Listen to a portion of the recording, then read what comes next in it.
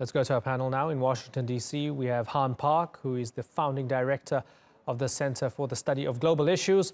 Also, Olivia Enos, policy analyst for the Heritage Foundation's Asian Studies Center, and Sung-Yoon Lee, a Korean Studies professor at Tufts University. I thank you all for joining us on the Newsmakers. I thank two of you for returning. And Olivia, it's your first time. Thank you very much for joining us. Let me begin with you. Kim Jong-un wants direct talks with the U.S. Should the United States afford him the courtesy? I think many people are hailing this as a historic breakthrough moment in North Korea policy.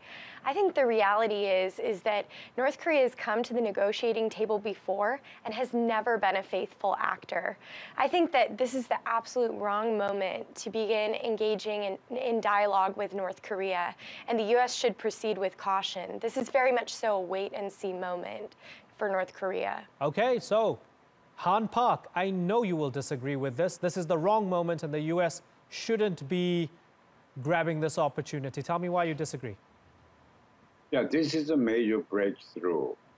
We have one big change variable, and that is the emergence of more progressive, more peace-oriented government, Moon Jae-in, in South Korea. We have never had such a government since Roh Moo-hyun and Kim Dae-jung.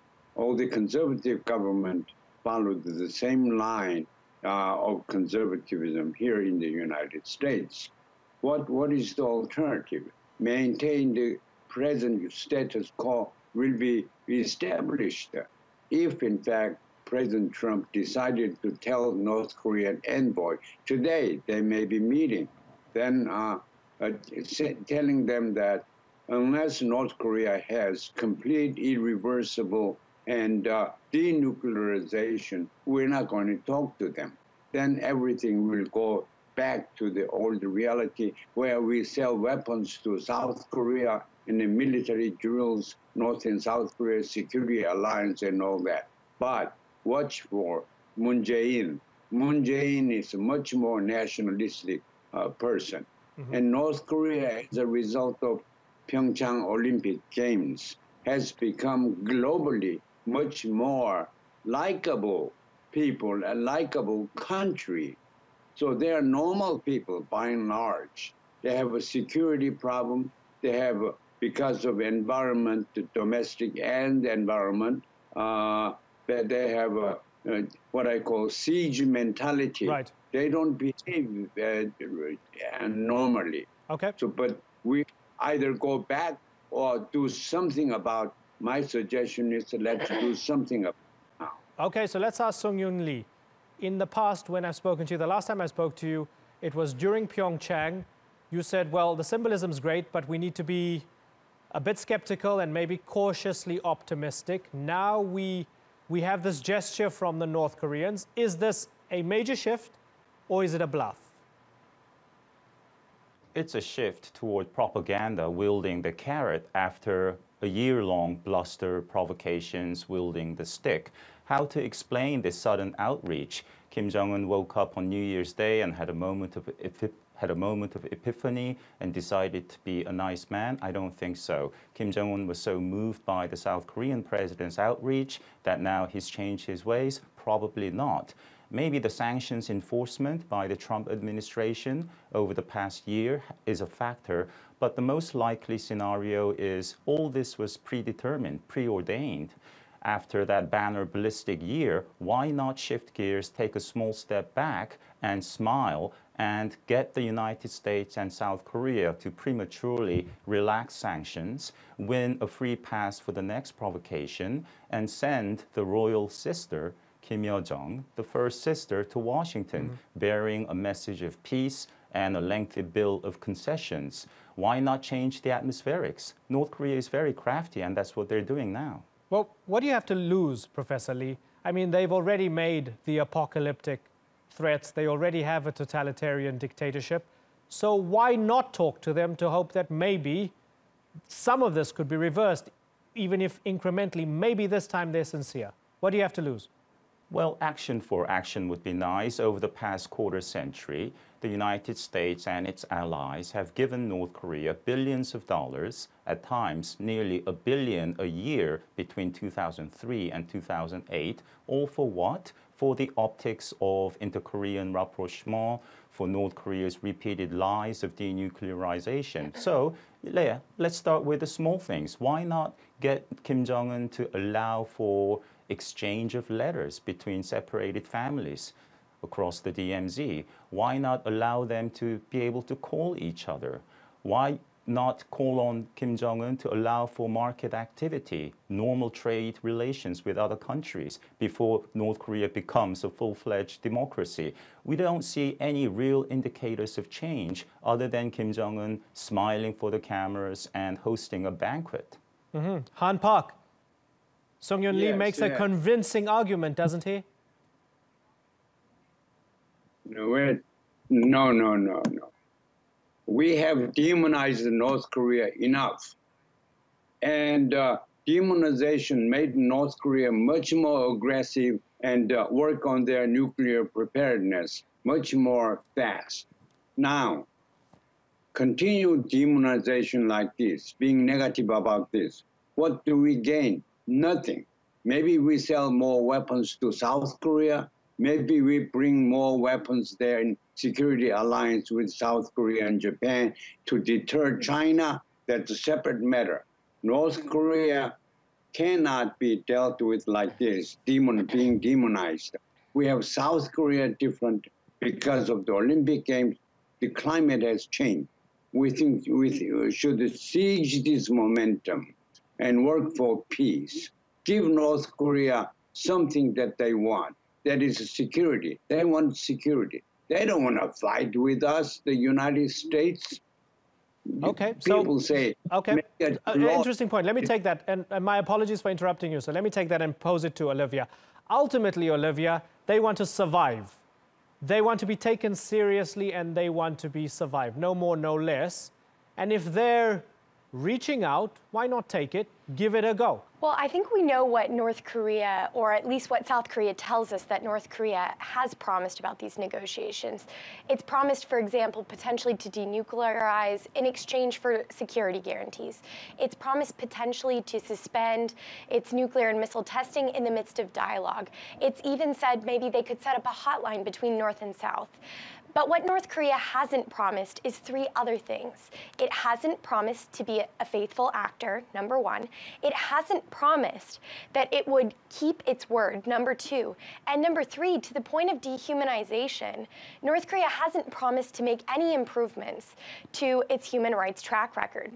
The first 2 points of this, the fact that they haven't promised to be a faithful actor, nullifies any of the potential promises that South Korea says North Korea has made. And if we look to the past negotiations, whether it was the agreed framework or the six-party talks, North Korea agreed to a number of different things.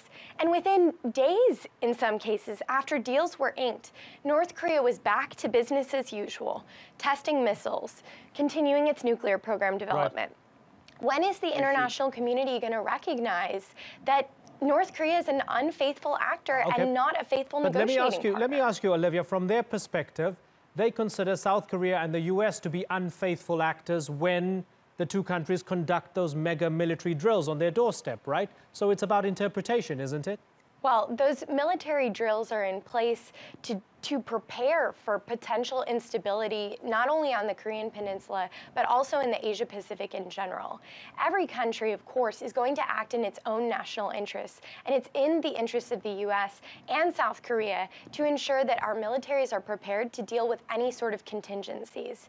So I don't think you can equate the two various issues to each other. I think that on the one hand, the military exercises are there in order to promote security and to promote stability within the Asia-Pacific. It's a broader extension of a foreign policy.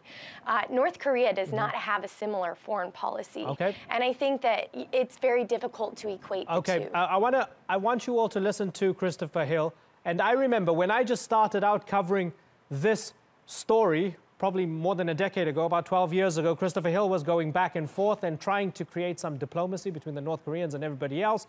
The US diplomat, let's have a little listen to what he said about this offer from the North Koreans. I think another element that we need to be very aware of is I think part of the North Korean strategy is to try to decouple the Republic of Korea, the South Koreans, from the United States. And so I would not be surprised if this play isn't part of that strategy as well. Sung-Yoon Lee, is that at the heart of it? Has Christopher Hill hit the nail on the head? North Korea wants to drive a wedge between the US and South Korea by playing nice for now. They say all politics is local. Let's take a look at the basic internal dynamic in the Korean Peninsula.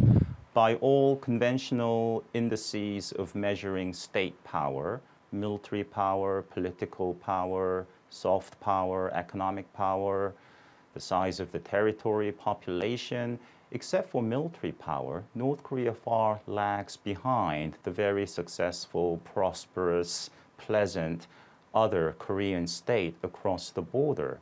So the sheer existence of a thriving South Korean republic is a threat to the very existence of the North Korean dictatorship, so said Donald Trump to the South Korean National Assembly last November.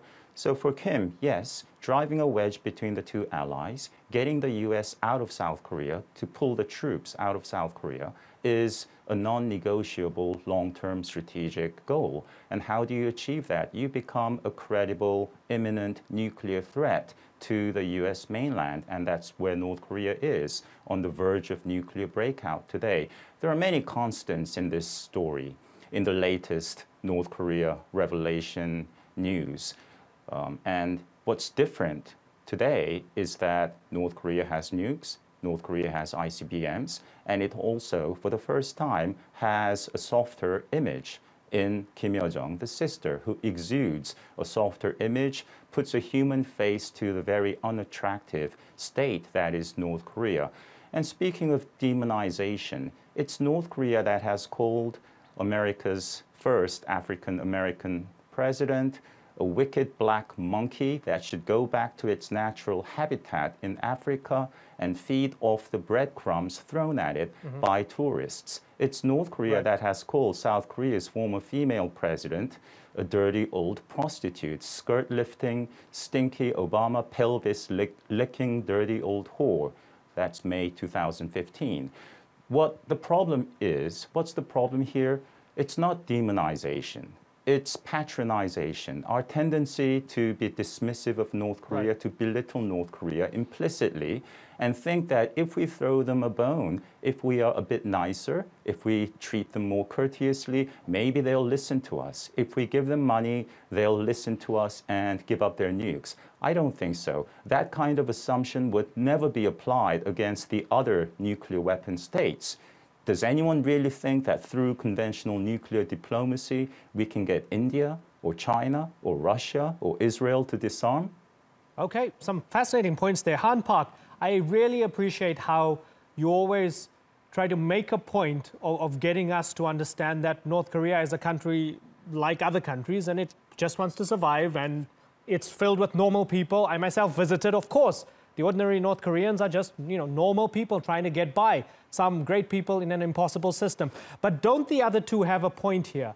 That while we might accept that, we can take that a bit further, that perhaps they're even smarter in terms of leadership than we think, and might be even more Machiavellian than we think, and they might actually be trying to drive a wedge between the US and South Korea by this latest diplomacy. We have to be very clear about what is the objective that we are pursuing. What do we want North Korea to be like? Do you want it like a smaller South Korea, democracy, capitalism? Do you want it to be militarily very strong nuclear power? Neither. In fact, the first option of North Korea becoming democracy and capitalized, it's impossible. The world consists of all kinds of variety of systems. So North Korea is not one of South Korea. And the Koreas, they will negotiate, they will compromise, they will try to reunite. That is, we cannot do anything about America and so forth. So we have to be thinking about the eventuation that Moon Jae-in used the security card against the United States for improving relations with North Korea. So that is a very provocative idea, but that is very forthcoming reality. Right. So my point is, we have to be guided by our objective. What do you want North Korea to be? Okay, let me then ask that to Sung-Yoon Lee, and that's a really good question. We've got about 2 minutes until I have to wrap up. Sung-Yoon Lee, what do we want North Korea to be? We want North Korea to introduce gradual reform and opening and become a free, open society. Now, can that be achieved? Well, let's look at some precedents. Vietnam in the 80s introduced step-by-step gradual reform opening, as did China. In the case of those two communist nations, there was no existential threat. There was no pan-Vietnamese or pan-Chinese contest for legitimacy between the PRC and the ROC. In the case of Vietnam, Vietnam had been communized as of 1975. In the case of the Korean Peninsula, you have a problem, a dilemma for the Kim regime. If you change and open up your society, more of your own people will hop over the fence to the more successful, richer, freer Korean state. So there is sort of an existential dilemma for Kim Jong-un. That's why Kim maintains his ironclad grip, totalitarian control over the people, the likes of which the world has never seen. North Korea's crimes against humanity are without parallel in the contemporary world, as the UN report, 372 pages long, of February 2014. Undoubtedly, states. yes. The gulags are horrendous. Absolutely, yes, yes. If you'd allow me to interrupt you. So we, yes, why okay. don't we very finally, please, if you can make your point briefly, because I have one final question for Olivia as well. Very finally, sir. No South Korean president has ever called on the Kim regime to tear down the walls of those horrific gulags. Moon Jae-in, formerly, is a human rights lawyer. Would it be too much to ask North Korea to dismantle at least one or two of those political prisoner concentration camps? Yeah, good question. Olivia, final question for you. No matter where you stand on this, whether you feel Washington needs to move towards the North Koreans or not accept this, do you agree that the State Department needs to get its act together? We've seen the veteran North Korea negotiator Jo Yoon recently announce his retirement. There's no ambassador to Seoul in South Korea at the moment. I mean, come on, shouldn't they have double the people working on this rather than having all these vacancies everywhere? We need strong U.S. leadership when it comes to addressing North Korea, because at the end of the day, we want to see a North Korea that is denuclearized. We want to see a North Korea that's rights respecting. As Sung-Yoon Lee said, we want to see a North Korea that has a free and open society. And I think apart from strong U.S. leadership, both at the State Department and the White House, and strong coordination with our ally, South Korea, that's the only way that we're going to have a strong policy that can move the needle on North Korea. Okay, it's been a pleasure talking to all of you. Olivia Enos, Sung-Yoon Lee, and Han Park, I thank you all for joining us here on the Newsmakers.